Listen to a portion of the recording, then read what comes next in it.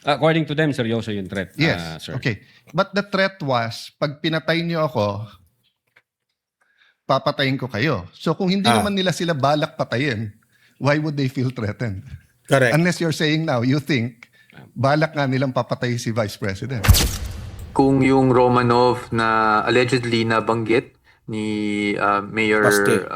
Baste Duterte is the same as yung Operation Romanov naman na nabanggit ni Ngayon sa video na ito, sa vlog na ito, dito ninyo matutuklasan itong mga tanong ni Senator Judge Alan Peter Cayetano na dahil sa kanyang mga tanong, sobrang halata po itong witness na si Lutok, no, ng witness ng prosecutors, na they are very biased on their investigation patungkol po dito sa grave threat. Okay? Yan po ang ating i-witness. Okay?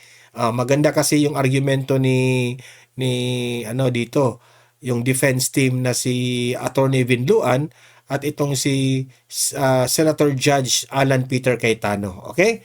Paki-like, paki-share muna itong vlog na ito para kakalat ito sa taong bayan. Okay? At sa mga hindi pa nakasubscribe, mag-subscribe na po kayo kasi libre lang po talaga ang mag-subscribe sa YouTube. Walang bayad yan. Updated pa kayo sa ating mga trending na balita. Okay? So without further ado, pakikinggan natin at magre-react tayo dito. Okay? Play! I'll move on to a different point.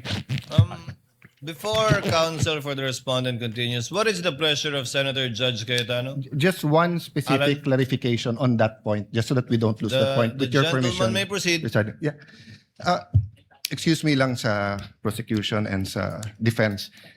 Witness, one point lang, maybe one Yes, or sir. two questions on that Yes, point. Your Honor. Sabi mo, the President, sa pananaw mo, and yung iba, Speaker Martin felt threatened. Base doon sa investigation namin, sir. Base sa investigasyon at base sa video. Base sa video, sa investigation, at sa ibang testimony. So if they felt threatened, that means tingin nila totoo yung sinabi ni VP Sara. VP Sara na patayin sila. Kasi they wouldn't feel At threatened. least mauunawaan na ito ng taong bayan bakit nasabi yun ni VP Sara. Yan ang point ni Senator Alan Peter Cayetano. And if they don't think na she meant it, na patayin silang tatlo, right? In our investigation, they trinato nila yung utterances as Kasi seryoso. ang babaw ng mga puwet nitong mga taong to yung talagang sinali pa nila ito sa impeachment itong sinabi ni VP Sara. Kaya nga nakakatawa Yes. So At banta they ito. won't feel threatened unless tingin nila seryoso yung threat. According to them, seryoso yung threat, Yes. sir. Okay. But the threat was, pag pinatay niyo ako, papatayin ko kayo. So kung hindi naman nila sila balak patayin, why would they feel threatened?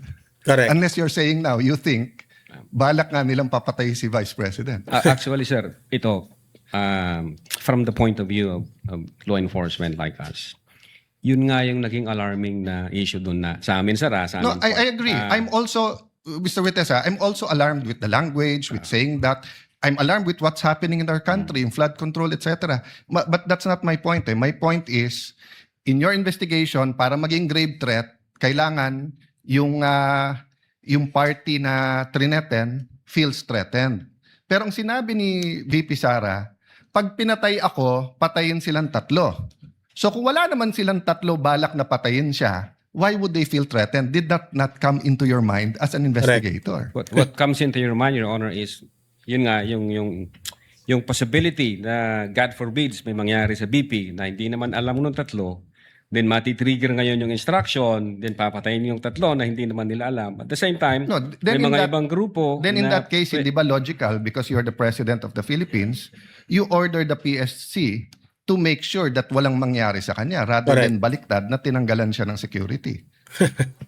nung tinanggal... I'm just following your logic. I won't Yes, sir. I won't argue. Finish your and I'm satisfied, Mr. President.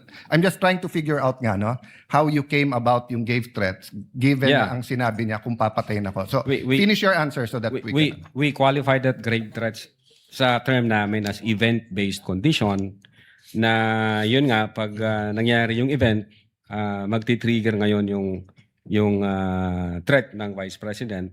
Now, insofar as na-threaten sila, yung sinasabi mo po, sir, na pag namatay si Vice President, tsaka papatayin ngayon ng tao na inutusan niya, yung tatlo, ang isa sa alarming, na very alarming part na nakita namin, yung mga sasakay ho na grupo po eh. Kasi, God forbid, pwedeng mawala ang Vice Presidente but not necessarily sila yung dahilan. Pwedeng namatay siya for one reason or the other. Then, ang impression na ng marami, ang may kasalanan nito, yung tatlo. So, again, magkakalabo-labo na yan. May sasakay na sa issue, thinking na pag pinatay nila yung tatlo, ang sisisihin ngayon yung kampo ni Vice Presidente kasi may attirances na ginawa ang Vice Presidente to that effect.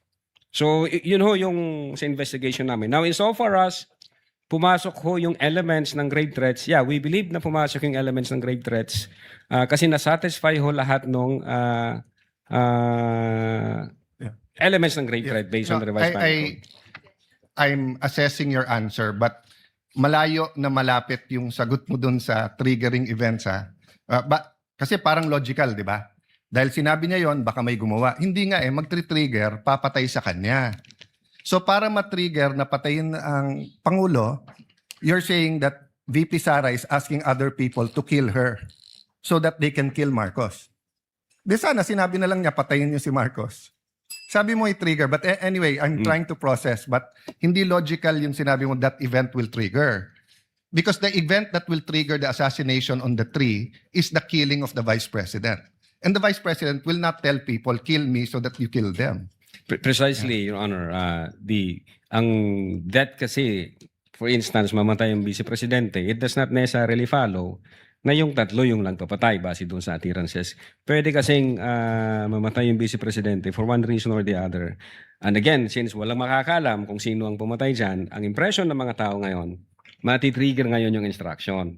Pag na-trigger yung instruction, pwede na ngayon sumakay yung iba-ibang grupo thinking na kahit mabulilyaso ang sisisihin dito ang Vice Presidente kasi nga may attirances na ginawa ang Vice Presidente in public. From the point of view of law enforcement, ang gulo nun, Your Honor, matter of national security po yun. It's a matter of national security, Your Honor. Counsel for the respondent may proceed with his cross. So just to, before I leave this point, at any rate, you made all those observations and conclusions without any background on forensic What do you mean? psychology, correct? I don't have background for forensic All right. psychology. Okay, that's enough. Now, I'll go on to a different point. Let's talk about the context of these statements.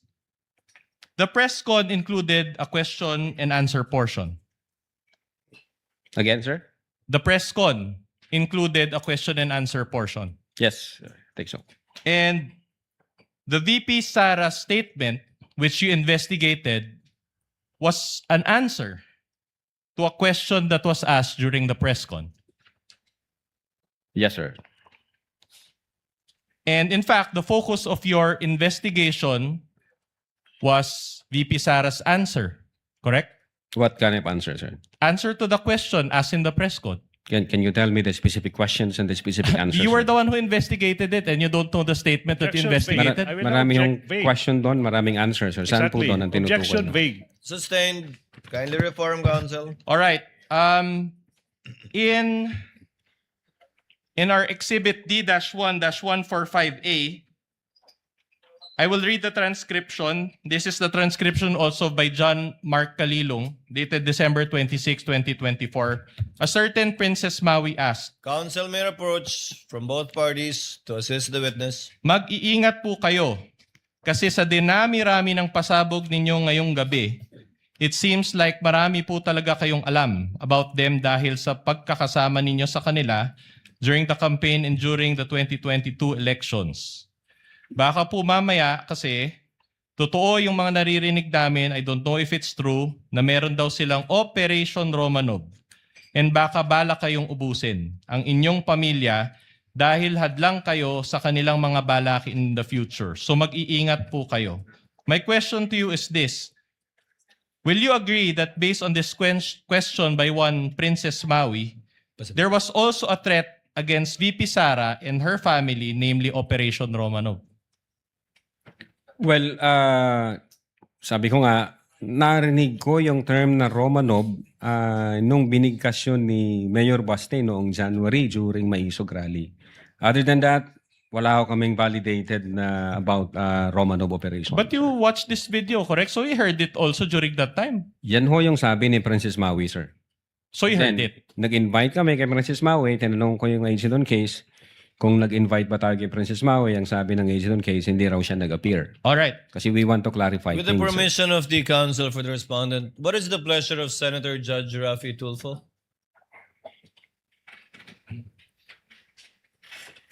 Mr. Presiding Officer, kahapon kasi nabanggit yung Romanov and I did mention na para sa akin, nagmula yung salitang Romanov kay Mayor Baste Duterte when during a rally yung sa Maisog in Davao. So, ang tanong ko ngayon kay Mr. Witness, matatandaan po ba kung ano yung sinabi ni Mayor Baste Duterte patungkol dun sa Romanov that night? Yes, sir. I will try if Can you I tell us? remember it right. Ang sabi niya, Mr. President, sabi niya, remember what happened to the Romanovs. If I'm not mistaken, sir, parang ang sinasabi niya, kasi mayroong... No, I think when you go to bed tonight, continue. Yes, sir. Yan. Sabi ko yan. Okay? When you go to bed tonight, think about the Romanovs. Yung po yata yung pagkasabi. And parang sinasabi niya na baka mangyari sa pamilya niyo yon gaya ng nangyari sa inyo noong 1996. Kung tama yung memory ko, sir. Parang ganun po ang sinasabi ni Mayor Baste. Kaya nga, Mr. Presiding Officer, nagtataka ako na binanggit yan ni Princess Maui doon sa press conference, sa online press conference ni VP Sara, yung Romanov na banta for Sara Duterte when in fact, it was Baste Duterte ang nabitaw ng salita na yon warning sa first family. So, which, Mr. Witness, para sa'yo, saan ba talaga yung Romanov nag-umpisa at sino ba talaga ang dapat mag-ingat doon sa banta na Romanov? Yeah, insofar as our investigation is concerned, since nag-start yan doon kay Mayor Baste at wala ho kaming ma-validate na ibang Romanov operations na nangyari, I think nag-start yan sa kanila, sir, sa kapatid ng Vice Presidente. Thank you, Mr. Witness. No other questions? Mr. Presiding Officer. Noted, entered into the records, and counsel for the respondent may continue with this cross. All right. So you mentioned that just now that Mayor Baste said, think about the Romanovs, correct? Yan yung statement ni Mayor Baste, sir. But I'm asking Operation Romanov eh. So hindi naman think about the Romanovs. My question to you is this. With the permission of counsel for the respondent, Senator Tulfo seeks recognition again. What is the pleasure of Senator Yeah, Tulfo? I just want to make it clear, Mr. Presiding Officer, na yung threat na yon, yung Romanov na salita, it was used to warn as a threat to the first family. The word Romanov came from the mouth of Mayor Baste Duterte, na para bang binabantaan niya yung first family. You follow me, Mr. Witness? Yes, sir. Tama po yun. Thank Tama you. po yun. Noted. Counsel may proceed. Your Honor, that's my question. Can the witness be allowed to answer that question with a manifestation first before he allows? Kindly repeat the question because even I forgot the question. All right. Counsel. You mentioned that Mayor Baste said that statement, think about the Romanovs, etc. Yes, sir. But he did not mention Operation Romanov. It was Princess Maui who mentioned the word Operation Romanov. And I know you don't have, I personally don't have any knowledge about what Mayor Baste said, and that is not the subject of this case. Let's just stick to the facts of this case. Okay? In the video, it was Princess Maui who said Operation Romanov. All right? Now, will you agree with me that based on that question, there was also a threat against VP Sara and her family? That's the question. According to the question, sir, yes. All right. Now, you mentioned yesterday that you can motu proprio investigate threats against the Vice President. Under the law, sir, yes. All right. My next question is very simple. Did you conduct a separate investigation on Operation Romanov? Well, since ang focus ng operations namin, sir, is cybercrime investigation, I think ang makakasagot niyan yung intelligence service namin, sir. Insofar as the cybercrime division is concerned, ang focus namin, crimes committed by, through, and with the use of information and communication technology. As to the fact whether or not may Operation Romanov, ang makakasagot po niyan either yung intelligence service o yung director ho namin, sir. So insofar as you are concerned, there is no ongoing investigation on Operation Romanov. Again, ang focus ng investigation namin doon sa grave threat and then inciting to sedition against the Vice President, insofar as the existence of whether or not may Operation Romanov, siguro makakasagot niyan, sir, yung intelligence service, yung director ho namin. All right. So no. At any rate, are you aware of if the Vice President was the target of unauthorized intelligence or surveillance operations? I'm not aware, sir. All right. With the permission of counsel, Chair will recognize Senator Judge Pangilinan, thereafter Senator Judge Erwin Tulfo. Just one or two quick questions. You may proceed, sir. On the issue of Princess Maui Opo. and itong investigasyon na sinasabing inimbestigahan ba yung threat against the Vice President. Kung hypothetically dumating si Princess Maui at nagpaliwanag tungkol sa Operation Romanov at sinabi niya ang detalye, Yes, sir. kikilos ba ang Definitely, cybercrime? sir. Definitely. Ano ang gagawin ninyo kung nakuha ninyo yung ganong klaseng impormasyon? We will validate the information first, sir. Ang problema, sabi nga ninyo kanina, hindi nga humarap. Opo, sir. But as in any other case, kung may humarap at pinag-usapan at sinabi ganito yung threat, what is the standard operating procedure of the NBI? We validate first the information, sir. And then pag confirm na, then we will start case build-up, sir. Thank you. Dyan. Thank you. Senator Judge Erwin Tulfo. What is your pleasure, sir? Thank you, Mr. Presiding Officer. Just want to direct my question to the witness here. Yes, Your Honor. Yung Romanov plot, well, aside from what Senator Judge Tulfo said, that came from Baste, but I picked it up doon sa video na pinalabas kanina ng defense, Yes, Your Honor. yung Romanov plot versus Sara, according to Princess Maui. Did you take that information seriously or not? Yes, Your Honor.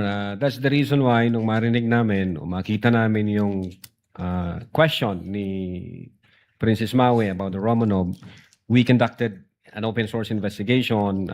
Tinignan ho namin baka meron. Ayun nga, ang nakita namin yung January 2024 during Maisog Rally, if I'm not mistaken, na yung the word Romanov, ang nagbigkas ho noon si Mayor Baste, Your Honor. All right. So, yung statement ni Princess Maui sa video, how do you rate that info? Sa inyo po sa NBI, sa mga intelligence agencies, yung mga informations po ninyo, may rating. Tama po ba? Correct me if I'm wrong here, Mr. Witness.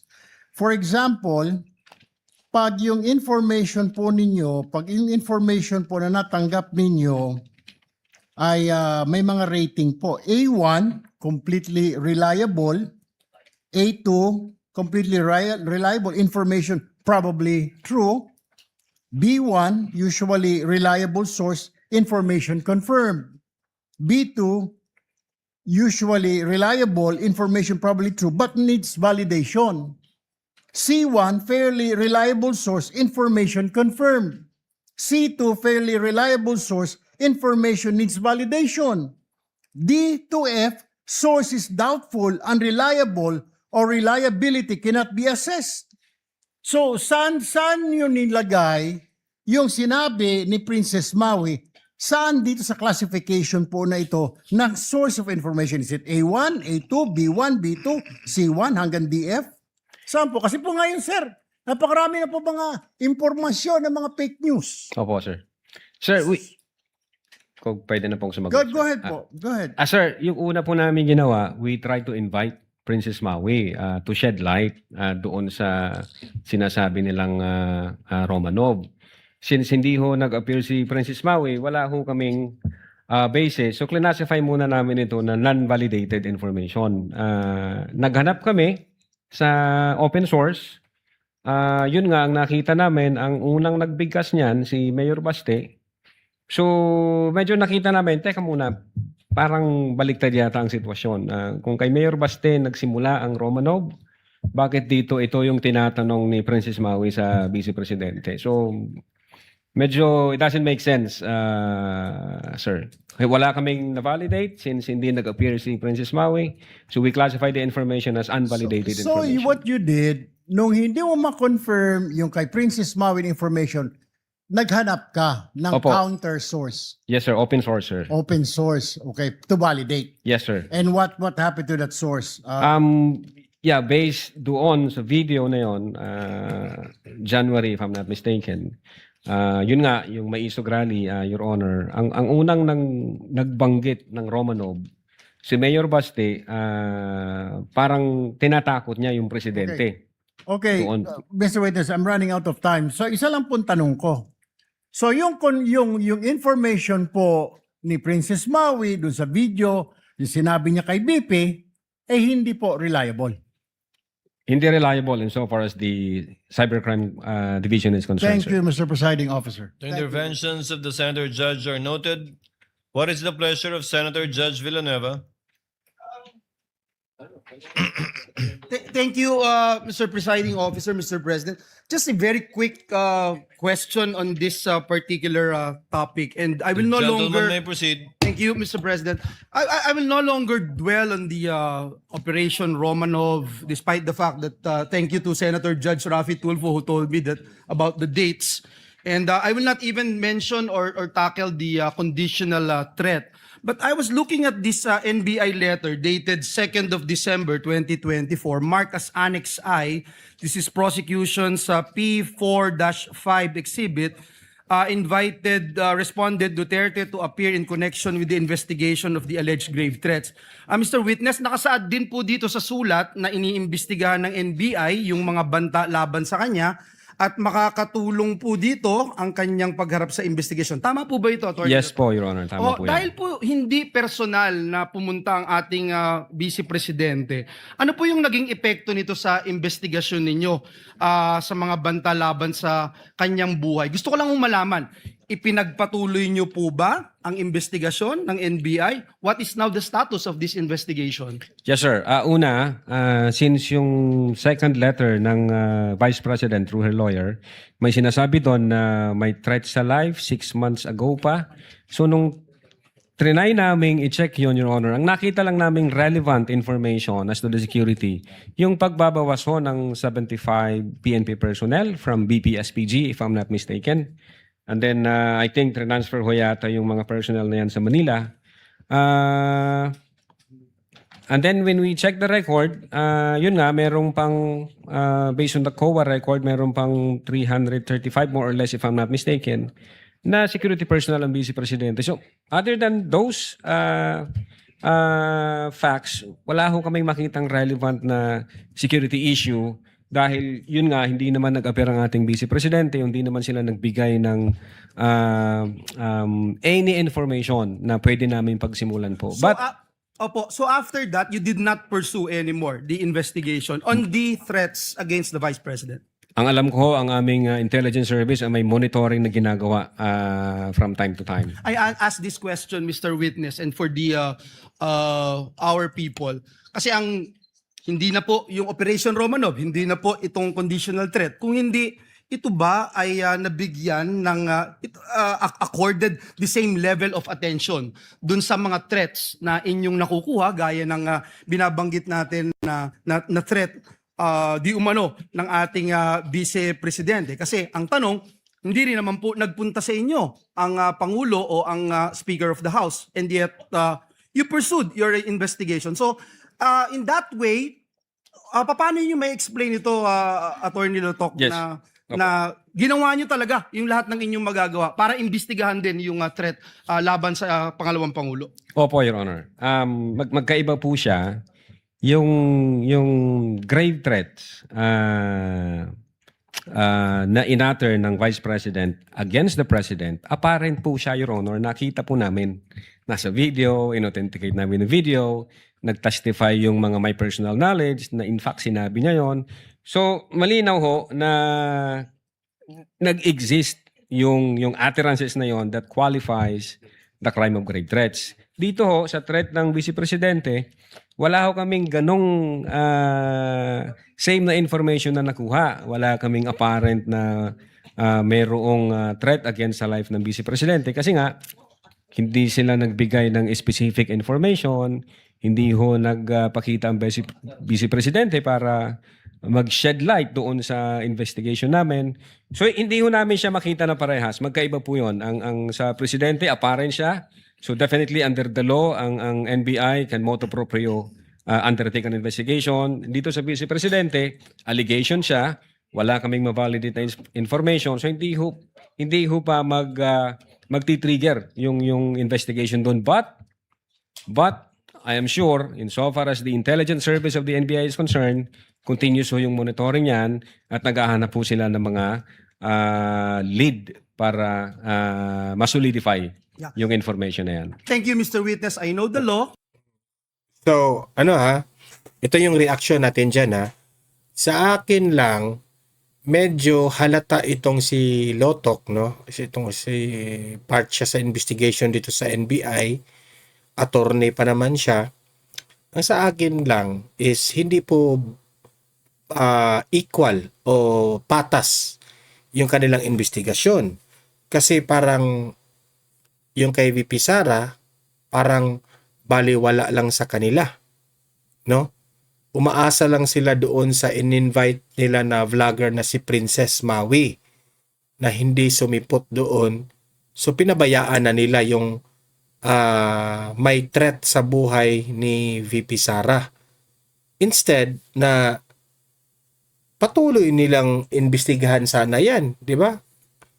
I'm sure siguro itong NBI meron naman kayong intelligence funds. May confidential funds naman siguro kayo, di ba? So, ano ba? Natatakot ba kayo na baka matuklasan ninyo na kung sino yung nagpapapatay kay VP Sara ay isa palang big fish na hindi nyo kayang, hindi natin alam I'm not referring to anyone. Yan lang ang ating speculation. Bakit hindi nyo tinuloy? Pero yung kay BBM na nag-threat yung Vice President, sinama nyo pa dito sa impeachment. Di ba? Sa mata po ng publiko, ng taong bayan, halatang halata na biased po sa tingin namin kami na naniniwala. Bias po ang investigasyon ng NBI. Okay? Dito muna natin ito tatapusin kasi pakinggan naman natin itong pakinggan natin itong anong tawag dito? Itong live na press briefing ni Attorney Michael Powa. Okay, patungkol po sa nangyaring impeachment trial. Okay. Kailangan nating panoorin ito, no? Para malaman natin ano na ang magiging plano ng defense team at ano ang kanilang opinion dito sa impeachment trial na naganap. Okay, ito rin Attorney Powa, play. It's late. Sige po, I'll take questions. I'm sure everyone's tired. Good evening, everyone. Kasi nagpa-briefing sila kanina eh. That's okay with us. We did, honestly, I was being asked kanina if we expected it. We honestly did not expect it. You know naman, I'm very candid with these things. But that was the prerogative of the prosecution, and we have no objections on the same. Does this mean that the Vice President will no longer appear in the Senate at the coming days because the legal office will no longer take the stand? I cannot honestly directly answer that question because I really don't know. I don't know if she might still attend, no, despite the fact that na hindi na witness si Attorney Laika. So we'll just have to wait and see. But rest assured that if I do get confirmation, I will let you know. Pagpasensyahan na rin po ako pag hindi ako sumasagot. Hindi ko pa rin kasi talaga alam yung sagot. So, ayokong magsabi ng hindi, tapos bigla siyang darating dito because I might lose credibility with all of you. So, yun lang po talaga yung reason. Hindi ako sumasagot kasi hindi ko pa talaga alam. But as nakita niyo naman, kahit last week and this week, once may inclination na ako or meron. Ang kagandahan po nitong si Attorney Poa kasi po very reserved. Hindi basta-basta nag-share ng information nang hindi galing sa kanilang leader o kay Vice President Sara, Presidente tuloy. So, careful siya kasi po ongoing po ang impeachment proceedings. Pero yung sa kabila, kaliwat kanan ang kanilang revelasyon ng kanilang strategy. Sina Luistro. Nagtataka nga ako dun eh. 'Di ba? So sige, patuloy. Na kung categorical sa kanya, kung darating siya, I tell you kaagad, no? Or katulad kanina na she really told me she was unsure, titingnan lang niya kung makakahabol siya, I told you straight kung ano yung na-communicate sa akin. Kaya na ito the burden of ties with the prosecution. Mm-hmm. Itong pisada nila na pag-withdraw ng witnesses, do you think it would be advantageous for the part of the defense given the limited days of presentation of the prosecution? Hindi naman. I think it was because, and I think Attorney Kapunan actually articulated it well. No, she said that sa tingin niya hindi na kailangan kasi parang magiging repetition lang or repetitive lang, and then of course they have their position that certain things were admitted. Of course we have a differing opinion on those matters, but nonetheless, again, these are all kasi up to the appreciation of the impeachment court. But I think also na hindi din naman malayong mangyari kasi on the part of the defense na pag-turn naman namin if we think na corroborative at hindi naman namin kaya sa tingin namin hindi na kailangan ma-corroborate pa further is maaaring magbawas din kami. Ito yung sinasabi namin sa inyo before na although ang daming witnesses na listed, normal kasi na pag sa pre-trial brief ilalagay mo na lahat ng pwede mong maisip kasi kung hindi you will waive the opportunity, no? You will be barred from presenting that witness. Mo-objectan ka ng kabila kasi hindi mo nalagay sa pre-trial brief mo. But it doesn't mean na sa dami ng witnesses na nilagay namin, lahat iprepresenta namin. So I guess ito yung isang patunay na pwede talagang mangyari na although na list mo as witness and in fact nagpa-issue na tayo ng subpoena, you can still manifest, no, that you will no longer be presenting that witness. Sa kanino po? Sa prosecution? Sa defense, hindi namin siya nailista. Hindi namin, titingnan muna natin kung kinakailangan pa talaga. But at this point, dun sa pre-trial brief namin, if I remember correctly, no, and I hope I'm not mistaken, kasi medyo mahaba rin yung list of witnesses namin. I don't think nilista namin siya, although there are reserved witnesses from DepEd and of course OVP. So we will just determine kung kinakailangan ba. May possibility na maging witness din ng defense at yung It's always that possibility, although ayokong pangunahan kasi sa ngayon, the reason why hindi namin siya nilista is hindi naman, sa tingin namin, nung ginagawa namin yung pre-trial brief is hindi naman integral yung magiging testimony. So as far as I can say now pa lang, no? As far as I'm concerned for now, wala kaming desisyon kung gagawin namin siyang witness or hindi. Kaya din hindi namin siya nailista. Attorney, of course, sasabihin ng taga-prosecution, establish na nila yung pag-contract nga nung assassin, do you think ganun talaga ang tinakbo ng dalawang testimony ng mga witnesses. Well, ang hirap, Sir Ian. I really, I really beg your patience because I really want to answer your questions directly. Kilala niyo naman ako, but mahirap talaga to discuss the merits. Siguro, pero sasagutin ko pa rin, subukan ko sagutin. It is expected that the prosecution will say that for them they have established it. It is also expected for the defense to say na para sa amin, hindi pa nila na-establish, di ba? But I guess what we can say for the defense is we had targets on the credibility of the witnesses.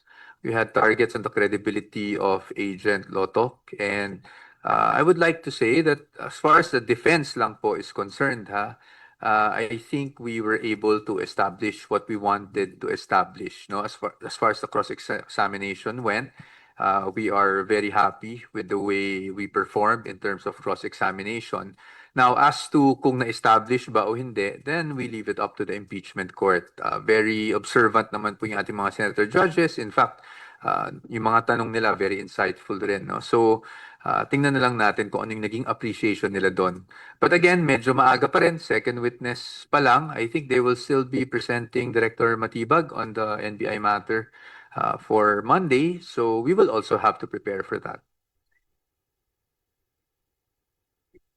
Yes, handa naman po yung defense because nauna na rin yung memorandum namin kahapon, so we will be prepared to do that. In fact, we were prepared for the 10-minute time limit. No? So, tingnan lang natin kung paano yung takbo. I'm sure there will be questions also on the side of the senator judges. Sir, action lang during the course of the cross-examination earlier and the recross and redirect. Kasi parang nagkaroon ng shift on the narrative of the Operation Roman Food.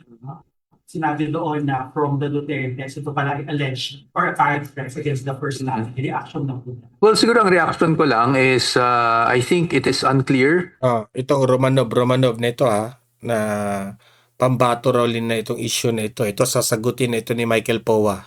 Kung yung Romanov na allegedly nabanggit ni Mayor Baste Duterte is the same as yung Operation Romanov naman na nabanggit ni Princess Maui.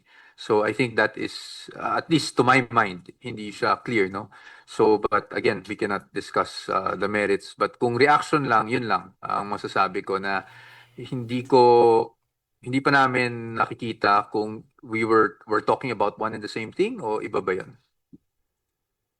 Why there were tonight, but because there were a lot of interjections from senator judges. Which of the points raised tonight do you think, do you feel was most helpful for your case? Nako, I don't want to, and I'm so sorry, Katrina. I know you always get blanks from me.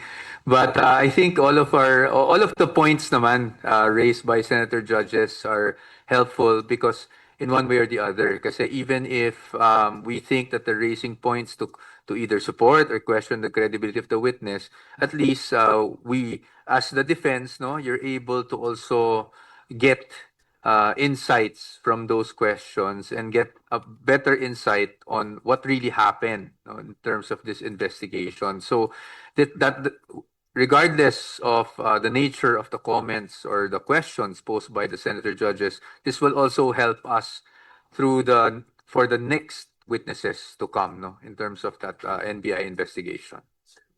Now, going to the merits again, what was the logic behind playing a portion of Vice President Sara Duterte saying that she's worried about children and all? What's the purpose or logic of ending the recross with that business now? Well, it was really, as we always have tried to do, is really to provide context and to see and to show kung ano yung well, at least to try to demonstrate the state of mind of the Vice President. Pero yun lang muna. Advantage ko sa inyo na mas maiksi yung pagiging trial kasi nga, napala na tayo ng dalawang witness. Di ba, kayo naman talaga nagpo-propose ng mas maiksing impeachment trial? Actually, maganda para sa lahat, no? Hindi lang para sa amin, para sa prosecution, para sa senator judges na at least nabawasan na yung mga witness. And makakaasa naman sila, like I always say, the defense is always reasonable. So kung kaya din namin gawin yun sa panig namin, pag panahon na namin magpresenta ng ebidensya, gagawin din po talaga namin. Kasi ayaw talaga nating tumagal to, no? Kasi the initial projection was around 8 months, I think, and I think all of the parties involved, meaning the defense, the prosecution, and the senator judges are hoping hindi naman tumagal ng ganung katagal yung paglilitis. Attorney, sorry, going back to Attorney Zulaika. Apa. May note to kung when it's so special with Attorney Zulaika that the Vice President actually considered going here. Oh, it's not limited or it's not solely on Attorney Zulaika. Si Vice President sa lahat naman ng employees na she really supports. No? If you remember, nung nasa Committee on Justice, for example, nung nag-testify si Attorney Laika, wala naman ng ating Vice Presidente doon. Pero nung pumunta rin yung ibang OVP officials, hindi lang si Attorney Zulaika, nagpunta rin po yung ating Vice Presidente doon. So, it's not really solely on Attorney Zulaika. It's really her concern for all of her employees. Ganyan naman talaga yung Vice Presidente. Based on my experience with her, not just as spokesperson of OVP for a very short period, but also in DepEd.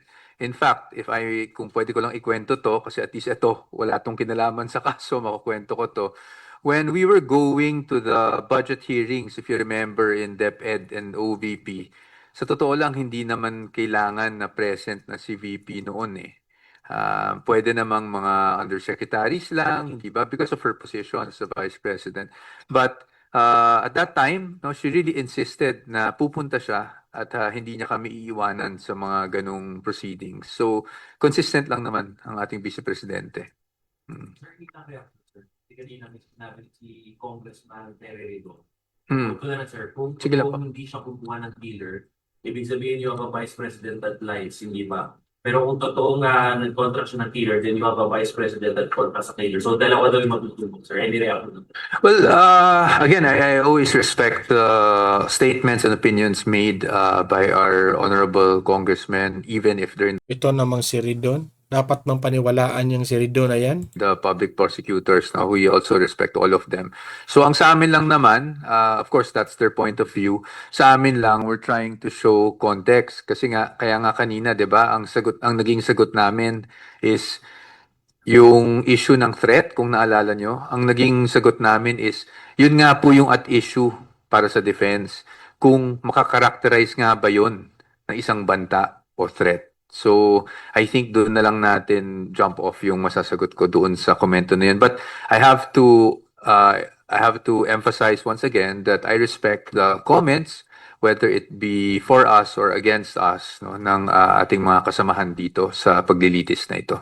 Sir, very last from me, very last. Kanina hindi masyado na-expound, but Attorney Mark Mendoza during his cross highlighted that the Vice President's a lawyer with a 80% rating with her during sa bar examination. Ano kung logic nun, sir? Hindi lang kasi masyado na-expound. What's the rationale, sir? Logic, hirap eh, because we'll go into the merits, but I think it's just to show na it's unnatural for someone na kung meron ka mang talagang gustong pagbantaan o gawan ng masama, ay announce mo agad sa publiko. I think that was it. But whether that is material or immaterial, or if that even bears any weight, again, I will stay with the facts on why that was shown, but as to the appreciation, let's leave it up to the court. Okay. Thank you very much, everyone. I know it's late. Thank you for waiting for me. Maraming salamat po sa inyong lahat. Ayan. So, at least narinig natin yung side ni Attorney Powa, no? Siya naman yung spokesperson ng defense team ni VP Sara. So, ayan, no? Grabe talaga. Intact na intact at always ready po ang defense team ni VP Sara. At hindi kagaya ng mga prosecutors kung ano-ano ng mga revelasyon ng kanilang mga pinanggagawa sa kanilang strategy. As Attorney Powa said, no, patungkol dyan sa Romanov na yan, yun po ang nila ngayon, issue nila ngayon. At least nasagot na ni Attorney Powa yan, okay? So, ayan guys, paki-like, paki-share na lang dito sa video na ito. At sa mga hindi pa nakasubscribe, subscribe na po kayo kasi libre lang talaga po ang mag-subscribe dito sa YouTube. Walang bayad yan, ha? At you are ma-notify sa ating mga trending na balita tungkol sa impeachment trial. Okay? Leave a comment. Your opinion, babasahin natin yan sa comment section. Okay? See you in my next video. Have a great day. Have a great night. God bless po sa ating lahat. Mabuhay ang Pilipinas and God save the Philippines. Bye-bye.